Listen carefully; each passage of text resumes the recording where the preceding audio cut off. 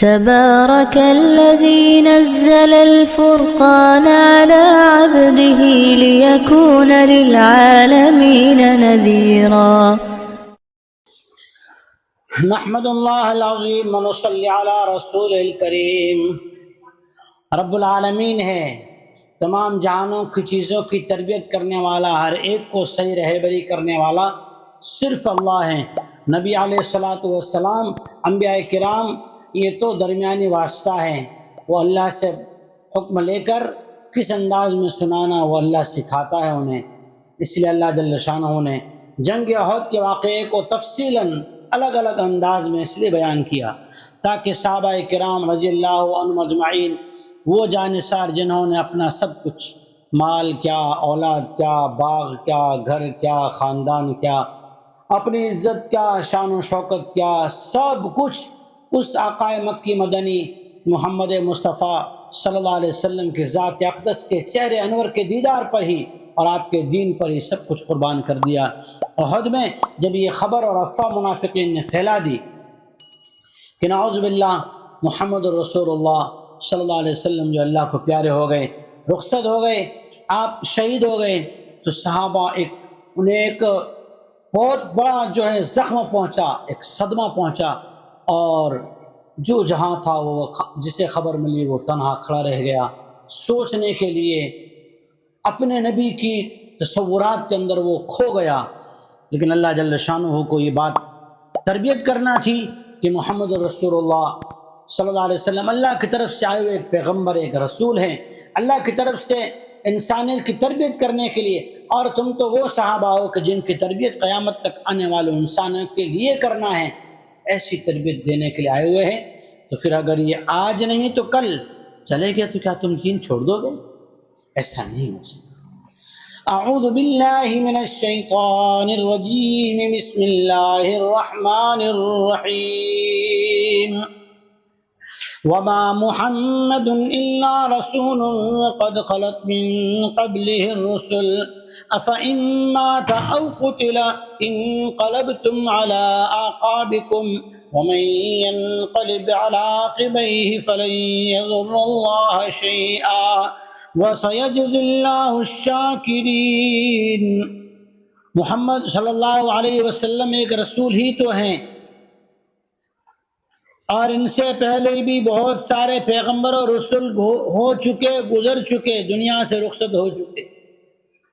تو کیا اگر وہ انتقال کر جائیں، ایک جہاں سے اگلے جہاں میں چلے جائیں، یا اللہ کے نام پر شہید کر دیے جائیں، تو کیا تم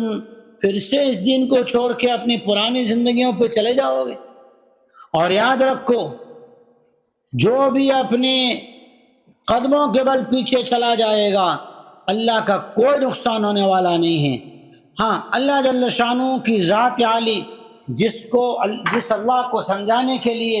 جس اللہ کی ذات و صفات کے ساتھ جوڑنے کے لیے نبی آتے ہیں، اور آخر میں خاتم الرسول محمد رسول اللہ صلی اللہ علیہ وسلم آئے، اور انہوں نے اے صحابہ، آپ اللہ سے جوڑا ہے نہ کہ رسول اللہ سے۔ اللہ قائم ہے، باقی ہے، حی ہے، قیوم ہے، اللہ قادر ہے، اللہ ہمیشہ سے، اللہ ہمیشہ رہے گا۔ اس اللہ کی ذات کو باقی رکھتے ہوئے، اس اللہ کی ذات کو باقی مانتے ہوئے، اسی اللہ کی ذات سے جڑنا ہے، اس کا دین باقی رہنے والا ہے، اور اس کے لیے اللہ نے آپ کو قبول کیا ہے۔ صحابہ کو تسلی دینا تھی کہ تم رسول اللہ کی نہیں، اللہ کی اتباع کر رہے ہو، تم رسول اللہ کی دین پر نہیں، اللہ کے دین پر ہو۔ رسول اللہ صلی اللہ علیہ وسلم تو آپ کو اللہ کا دین سمجھانے آئے تھے۔ وما كان لنفس أن تموت إلا بإذن الله كتابا مؤجلا ومن يرد ثواب الدنيا نؤته منها ومن يرد ثواب الآخرة نؤته منها وسنجزي الشاكرين۔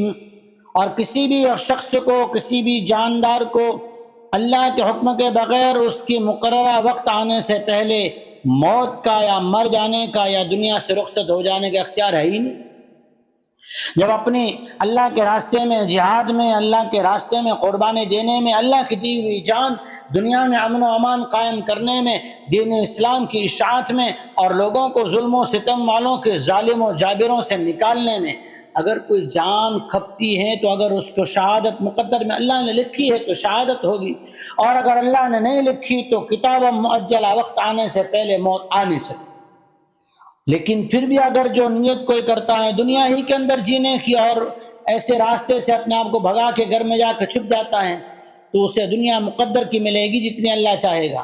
اور جو یہ چاہے کہ چلو دنیا کے انسانوں کو ظلموں سے، جابروں سے، ظالم حکومتوں سے، ظالم بادشاہوں سے، ظالم سرداروں سے، ان پڑھ سے، اندھ وقتی سے نکال کر اور ایک اللہ کی رائے ہدایت پر، اسلام پر، قرآن و حدیث پر اور اللہ کی طرف سے ملی ہوئی صراط مستقیم پر لے آئیں، تاکہ وہ بیچارے زندگی غلامی کے بغیر آزادی زندگی جی سکیں۔ اللہ تعالیٰ اسے کیا دیتے ہیں؟ وَمَن يُرِدِ ثَوَابَ الْآخِرَةِ نُؤْتِهِ مِنْهَا، اللہ جل شانہ ان بندوں کو جو آخرت کی نیت کر کے اللہ کے بات کو پہنچانے کے لیے دنیا کے انسانوں کو امن و امان کا دین سکھانے کے لیے نکل پڑتے ہیں، اللہ انہیں آخرت میں بھی دیتا ہے اور دنیا میں بھی چمکاتا ہے۔ وَسَنَجْزِي الشَّاكِرِينَ، اللہ جل شانہ تو بڑا قدردان ہے ان تمام کی محنتوں کی، ان تمام کی کوششوں کی، کاوشوں کی، ان تمام کی جد و جہد کی اللہ تعالیٰ بہت قدر کریں گے انشاءاللہ۔ اللہ تعالیٰ نے ان آیات میں بھی احد کے واقعے کو بہت بہترین طریقے سے انسانیت کو سمجھایا کہ ہمیشہ دین کو قائم رکھنے کے لیے اپنے پیارے سے پیارا بھی اگر کوئی شہید ہو جائے تو تم دین کو ہاتھ سے نہ چھوڑنا۔ صحابہ کے لیے سب سے زیادہ پیاری اگر کوئی شخصیت تھی، اگر کوئی پیاری چیز تھی، اگر کوئی پیاری نعمت تھی، میرے آپ کے آقا، جہانوں کے نبی، نبیوں کے نبی، نبیوں کے امام، امام المرسلین، خاتم المرسلین، محمد مصطفیٰ صلی اللہ علیہ وسلم کی ذات اقدس تھی، جن کے چہرے کے ایک دیدار پر، جن کی زبان سے نکلے ہوئے ایک لفظ پر، جن کے ایک اشارے پر وہ سب کچھ لٹا دیتے تھے، لٹا کے دکھایا۔ ان کو بھی اللہ جل شانہ نے صحابہ کو بھی یہ سبق دیا، اگر وہ بھی رخصت ہو جائیں اس صدمے میں بھی آپ اللہ کا حکم نہ چھوڑنا۔ میرے بھائیوں، میرے عزیز سامعین، ہمیں بھی اس سے یہ سبق ہے، ہم کسی بھی حال میں دین شریعت کو نہ چھوڑیں۔ اللہ ہمیں حقیقت اسلام نصیب فرمائے، غیرت ایمان نصیب فرمائے، حمیت ایمان نصیب فرمائے۔ اللہ جل شانہ مخلوق کو، انسانوں کو ظالم